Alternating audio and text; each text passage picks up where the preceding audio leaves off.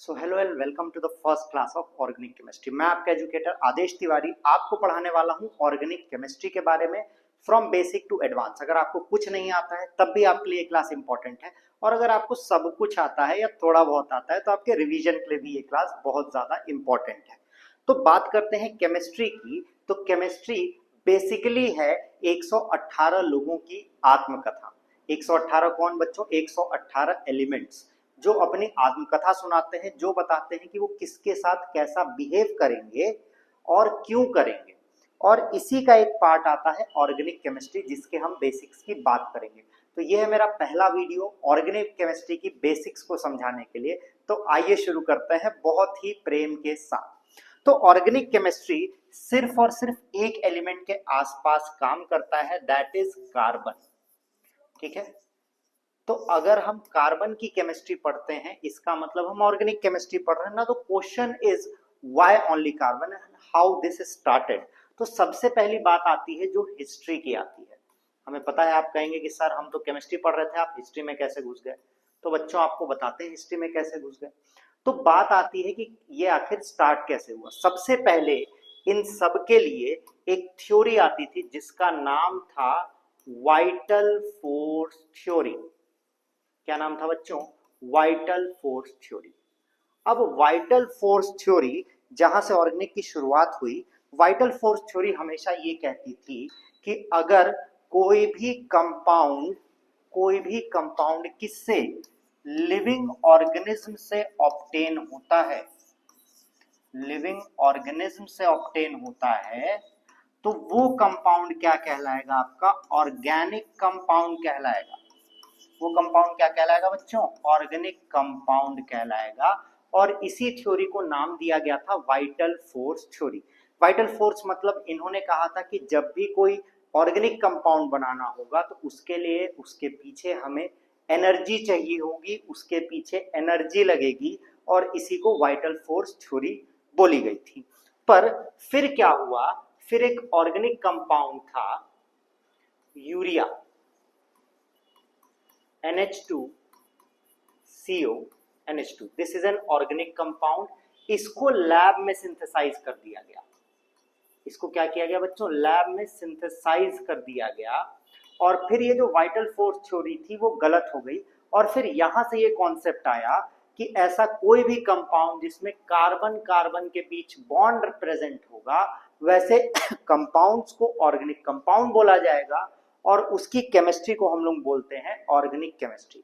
अगर आपको ये बात समझ में आ रही है तो आप एक लाइक कर सकते हैं, स्टार दे सकते हैं, हाइप कर सकते हैं, फ्रेंड्स के साथ शेयर कर सकते हैं। ठीक है, तो ये लैब सिंथेसाइज होने लगा, यहां से ऑर्गेनिक केमिस्ट्री की पूरी दिशा बदल गई।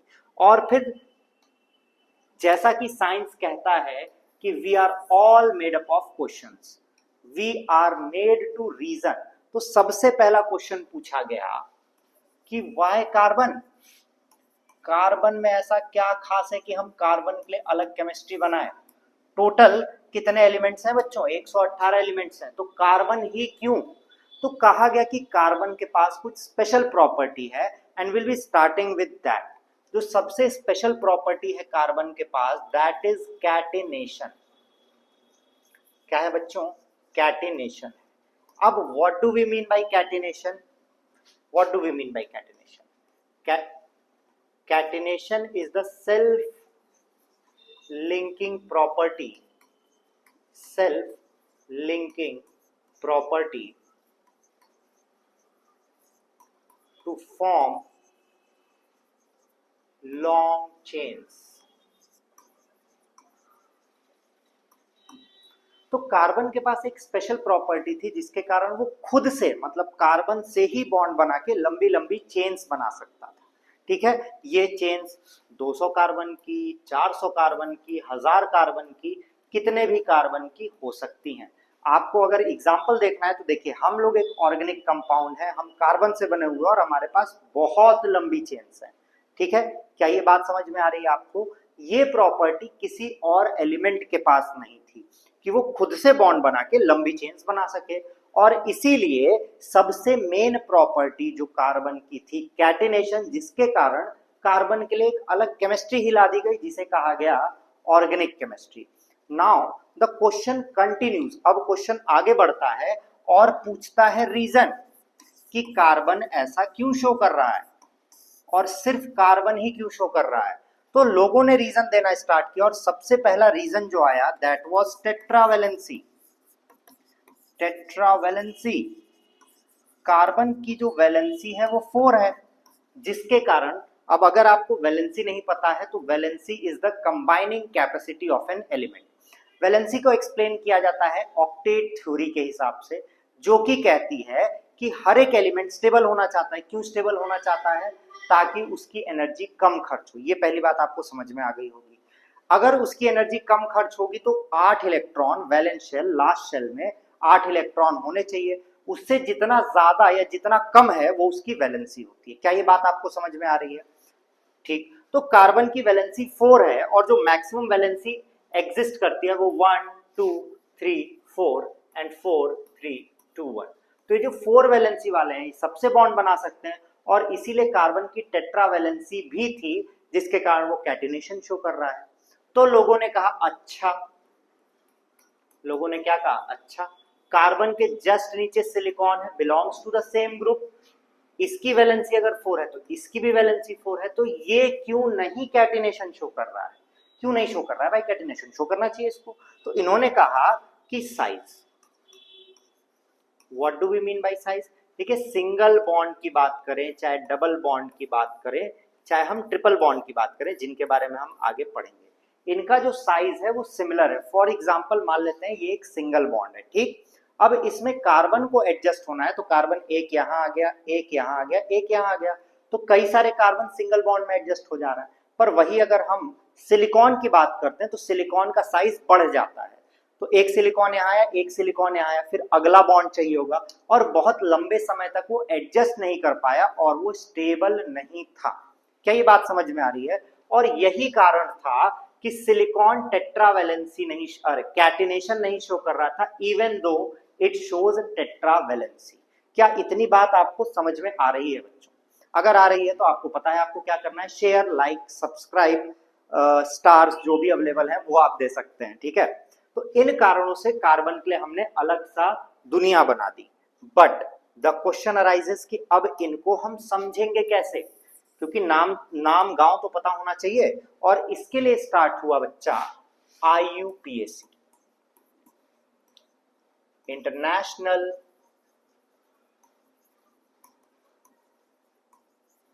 Union of pure and applied chemistry.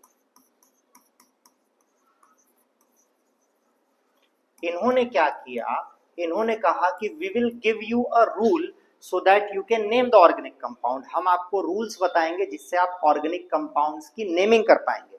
अब नेमिंग क्यों कर पाएंगे? हर जगह के कंपाउंड्स को कॉमन नेम जो दिया जाता है वो अलग अलग दिया जाता है, और अगर हम कॉमन नेम के बेसिस पे चलेंगे तो कन्वर्सेशन अलग अलग नेशन के साइंटिस्ट के लिए बहुत ही डिफरेंट हो जाएगी। फॉर एग्जाम्पल हम आपको अपने लोकल लैंग्वेज में बताते हैं कि देखिए, अगर हम सिर्फ एक छोटी सी चीज की बात करते हैं, samosa. Samosa can mean different things in different regions of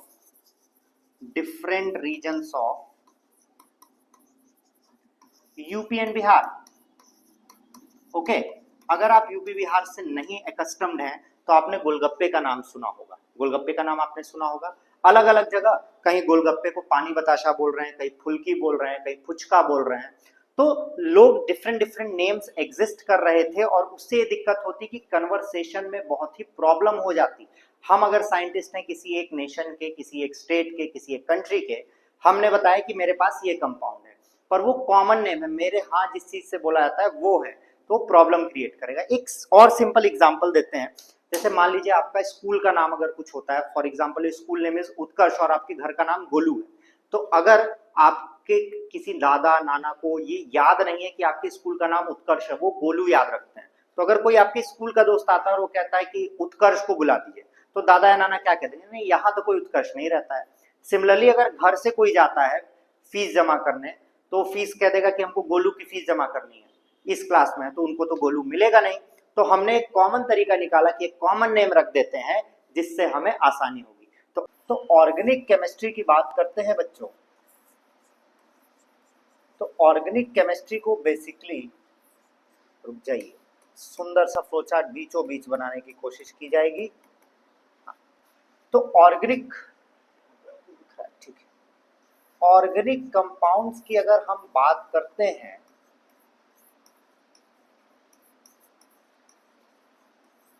तो ऑर्गेनिक कंपाउंड्स को कितने पार्ट में डिवाइड किया गया?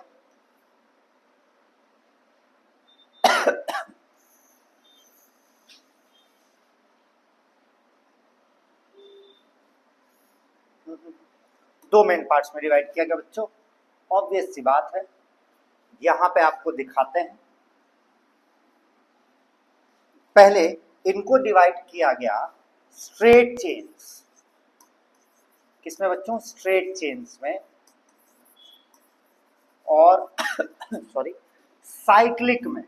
तो सारे ऑर्गेनिक कंपाउंड्स इन दो पार्ट में डिवाइडेड होते हैं, यानी कि straight chains and cyclic groups. Straight chain की अगर हम बात करते हैं तो स्ट्रेट चेन में अगेन दो डिवीजन है। सबसे पहला कहलाता है सैचुरेटेड और दूसरा कहलाता है अनसैचुरेटेड। अभी एक एक करके आपको सबके बारे में बताया जाएगा। Cyclic on the other hand are aromatic and non aromatic.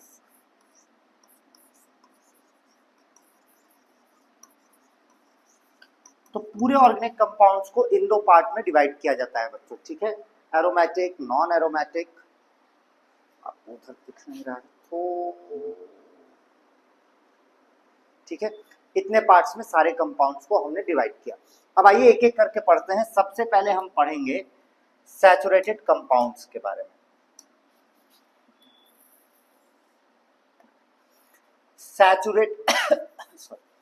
Saturated compounds की अगर हम बात करें तो सैचुरेट शब्द यूज करने का मतलब होता है जहां पे उसकी कैपेसिटी खत्म हो चुकी है।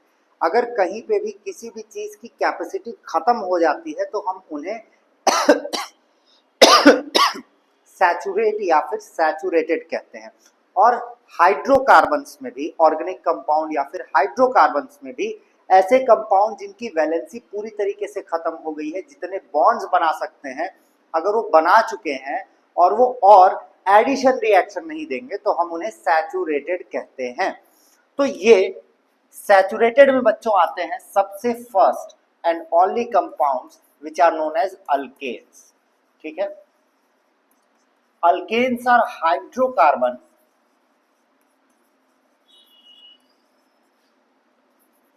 which are entirely made up of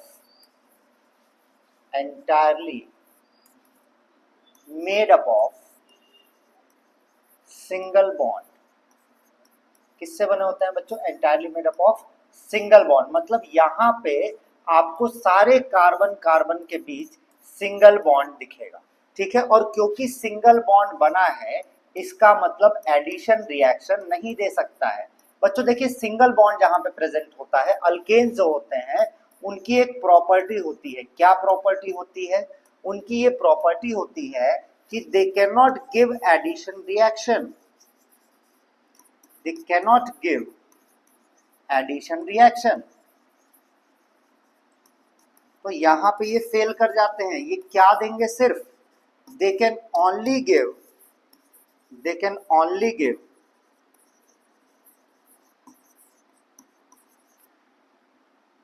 substitution reaction. तो ये जो भी प्रोडक्ट्स बनाते हैं सिर्फ और सिर्फ सब्स्टिट्यूशन रिएक्शन से बनाते हैं, ठीक है? दूसरी बात, इनका एक होमोलोगस सीरीज का फॉर्मूला होता है। Now let us know what do we mean by homologous series. Homologous series की हम लोग बच्चों बात करते हैं तो होमोलोगस सीरीज एक फॉर्मूला होता है जो हमें नंबर ऑफ कार्बन बढ़ाने पे उस कंपाउंड का मॉलिक्यूलर फॉर्मूला देता है। जैसे कि हमने कहा कि हमारे पास अल्केन है, एंड अल्केन हैविंग 10 कार्बन, तो अगर किसी क्वेश्चन में हमें ये लिख के दे दिया तो हमारे पास कोई ऐसा तरीका होना चाहिए कि हम 10 कार्बन के अल्केन का मॉलिक्यूलर फॉर्मूला निकाल सकें, और ये जो तरीका है उसी फॉर्मूले को बोलते हैं होमोलोगस सीरीज का फॉर्मूला। तो अल्केन की बात अगर करते हैं तो अल्केन के होमोलोगस सीरीज का फॉर्मूला होता है CnH2n+2 where n is number of carbon. तो अगर कोई भी कंपाउंड इस फॉर्मूले से मैच करता है इसका मतलब वो अल्केन की फैमिली से बिलोंग करता है, ठीक। तो इसने जो बोला कि 10 कार्बन का, तो आइए देखते हैं C10H 2 × 10+2 कितना आ जाएगा C10H22। तो 10 कार्बन का जो अल्केन होगा उसका मॉलिक्यूलर फॉर्मूला ये होगा।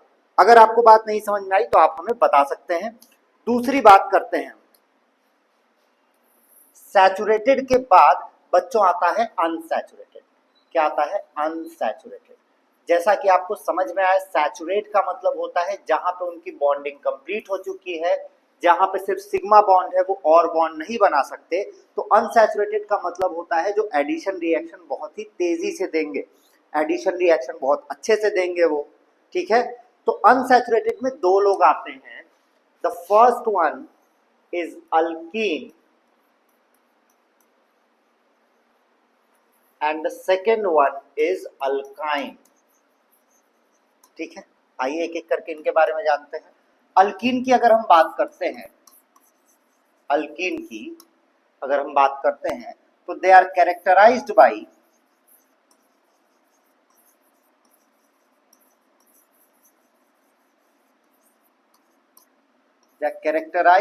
Presence of double bond. इनमें क्या प्रेजेंट होता है बेटा? डबल बॉन्ड प्रेजेंट होता है। कितनी बात आपको समझ में आ रही है? थोड़ा सा और अरेंजमेंट किया जाए ताकि हम ज्यादा दूर तक। They are characterized by the presence of double bond between carbon, ठीक है। इनकी बात करें तो इनके होमोलोगस सीरीज का फॉर्मूला जो होता है, होमोलोगस सीरीज का फॉर्मूला जो होता है that is CnH2n। Okay, let us do a question ताकि हमें आइडिया बेटर लग पाए कि an organic compound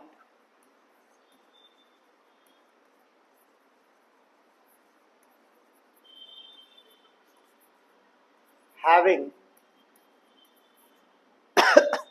molecular formula, कैसे पता करेंगे हम क्वेश्चन के अंदर? Having molecular formula C12H24, identify it's functional group या आइडेंटिफाई इट्स फैमिली। तो हमें क्या पता चला? C12H24 जो है it matches with what? It matches with the homologous series of CnH2n. That means it will contain a double bond. यहाँ पे कार्बन कार्बन के बीच होगा आपका डबल बॉन्ड, तो ये कहलाता है अल्कीन, ठीक है। और both alkyne and alkyne, both alkyne and alkyne जो हैं गिव एडिशन रिएक्शन, बहुत तेजी से एडिशन रिएक्शन देते हैं ये, ठीक है। And nonetheless the third comes, तीसरे भाई साहब जो आते हैं आपके, वो आते हैं बच्चा अल्काइन। अल्काइन की बात करें तो यहां पे आपको समझ में आ जाना चाहिए कि दे आर कैरेक्टराइज्ड बाय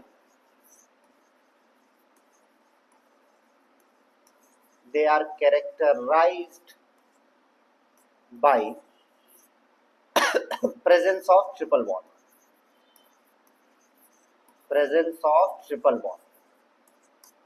ठीक है। तो इनमें क्या प्रेजेंट रहता है बच्चों? ट्रिपल बॉन्ड प्रेजेंट रहता है कार्बन कार्बन के बीच। और इनके होमोलोगस सीरीज की अगर हम बात करें, होमोलोगस सीरीज,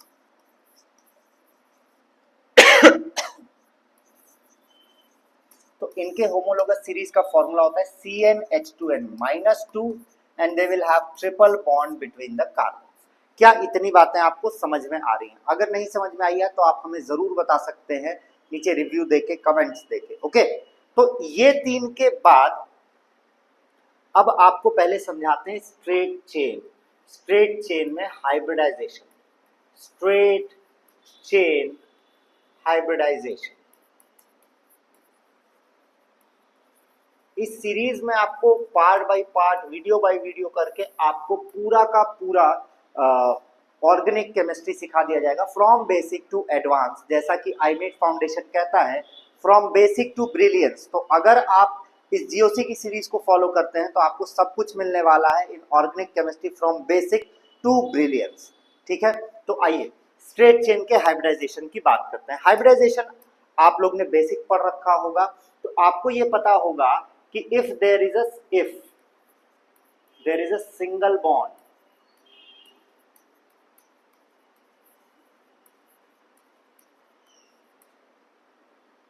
अगर सिर्फ सिंगल बॉन्ड है that means there is sigma bond. ठीक, if there is a double bond, if there is a what, double bond, that means 1 sigma bond and 1 pi bond। ठीक है, और अगर if क्या है बच्चा, if there is a triple bond, if there is a triple bond that means we have 1 sigma and 2 pi bonds, 1 sigma and 2 pi bonds। so similarly अगर हमारे पास 4 sigma bonds रहेंगे किसी कंपाउंड में, फॉर एग्जांपल हम यहां पे आपका compound बना देते हैं सी, चारों सिंगल बॉन्ड है, 4 सिंगल बॉन्ड का मतलब हो गया 4 सिग्मा बॉन्ड। अगर आपके पास 4 सिग्मा बॉन्ड है then the hybridization will be sp3। If we have 3 sigma bond, similarly देखिए 2 सिंगल बॉन्ड मतलब 2 सिग्मा बॉन्ड, और एक डबल बॉन्ड में क्या होता है, एक सिग्मा एक पाई। तो here we have 3 sigma bond and the hybridisation,